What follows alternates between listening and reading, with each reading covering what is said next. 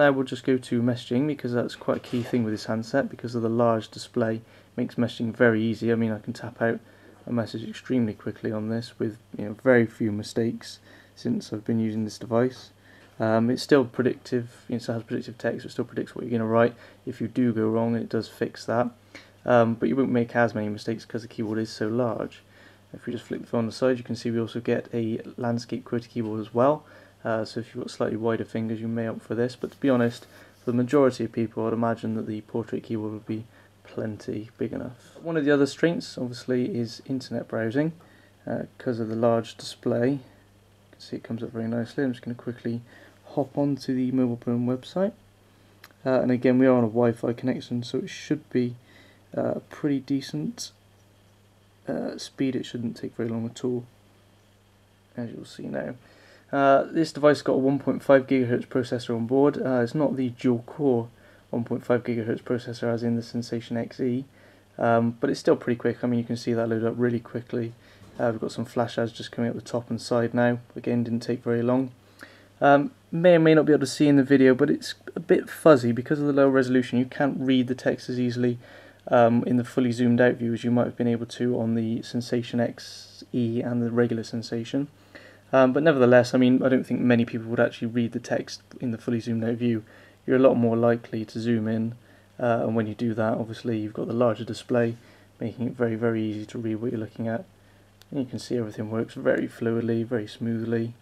So to me, to be honest, in everyday use, you don't really notice the fact that it's just a single core processor, nor do you really notice too much that it's a low resolution display. So although on paper the specs aren't as good as the Sensation XL, Sensation XE, the Sensation XL is still a good phone and still works fine day to day. Lastly, I'm just going to quickly go to the camera because it has a slightly better camera in terms of spec than the XE and original Sensation. It's again an 8 megapixel camera.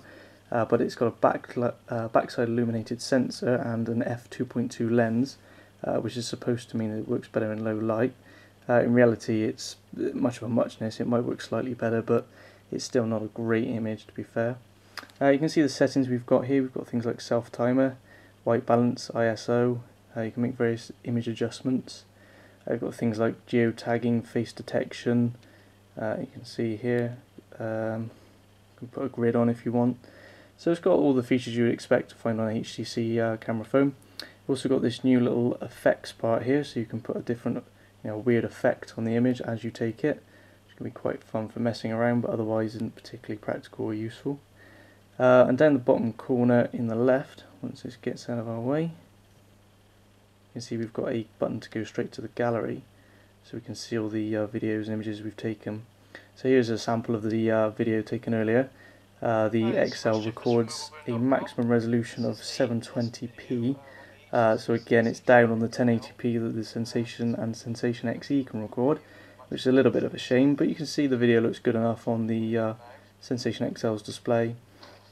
Sounds good enough indoors. I didn't really get much chance to test it outside to see if it had the wind noise problems that some of the other HTC handsets suffer from, but generally it seemed pretty decent indoors. If we just quit back out of that, show you another feature of the Sensation SL's camera, and that is this slow motion video. You can see it looks a lot darker. It's a bit hard to tell in this video I've done, but it's also got this slow motion mode where it records slow motion video in WVGA resolution, so the same resolution as the display. So not particularly practical for any real use, but can be a bit of fun if you want to play the video back on the phone and do some silly slow motion videos or something.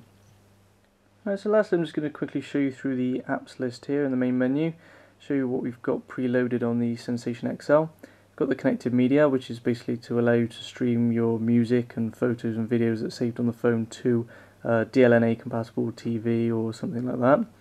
I've also got usual Facebook. I think Dropbox was something that was saved on my account and automatically got loaded in.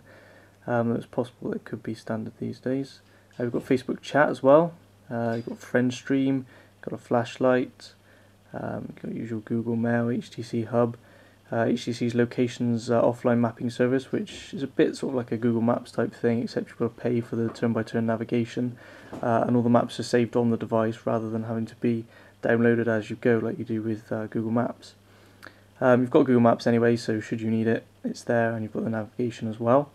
You've got HTC's news and weather applications. You've got the mirror, which uses the forward-facing 1.3 megapixel camera at the top here to show you an image of yourself. Fortunately as well, that's not the only use for that camera this time, because you've also got the Tango video calling application pre-installed as well, and I tested that out with an iPad 2 on the other end, and it worked perfectly well. I mean, the quality obviously isn't going to be brilliant because it's a 1.3 megapixel camera, but nevertheless it works pretty decently. You've also got this new Notes application, which is a bit like what you find on HTC's Flyer tablet, basically that you can tap out notes whilst also, you can see at the top, recording audio as well. So if you're in a meeting, you can record what people are saying whilst tapping out notes, and whenever you tap out a note, it will actually sort of save the point at which the note was made in the recording, so you can see exactly what was said when you made the note, which is quite handy. And there's all the different instructions for it there, as you can see. It's compatible with Evernote, so you can sync it back to your Evernote account should you wish. And again, you can log into your Evernote account on the HTC Sensation XL when you're setting it up too, which is quite nice.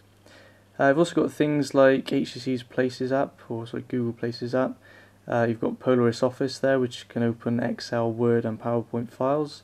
You've got HTC's book reading application, the reader here. You can see we can just sort of scroll through cover art and select the book that we want to read. Just show you some of the preloaded ones here. You can see it's a pretty nice way to read a book, and again the screen's pretty large, you can zoom in and out. To be honest, it's not the kind of thing I would use the phone for, especially with the 1600 mAh battery. I mean, if you sat on the bus reading a book, you'd probably find your phone was dead by the time you got home. But still, if you fancy, if you've got a charger handy or somewhere to plug the phone in, then you might be able to read it on lunch or something. You've got the stocks application that you usually find on HTC devices. You've got SoundHound, which is for analysing music. Say you hear a song on the radio that you like, you can just open up SoundHound, and it will listen to the music and tell you what the song is, and then allow you to go and buy it or find out information about it, which is quite handy. Back from here, we've also got a task manager built in there, which makes a change. Again, quite nice to see that on the HTC devices. You can switch to a task, or you can just kill off tasks, you can see there, or just kill all at the bottom. So you can see what they're using in terms of data and that. If we go back as well, we've got Google Talk, instant messaging application. Got the usual teeter game. We've got a tasks sort of list. You can list what things that you've got to do, like a to-do list.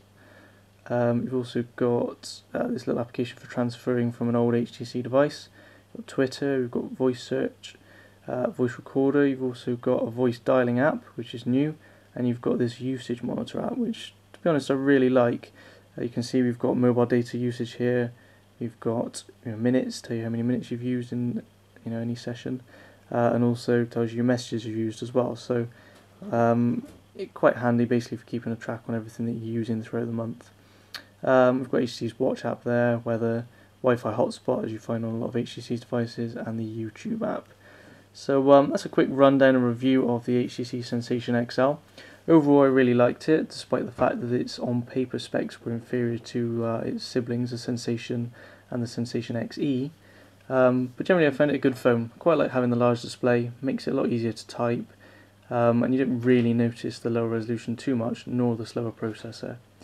So that's a quick roundup from Russ Jeffers at mobileburn.com.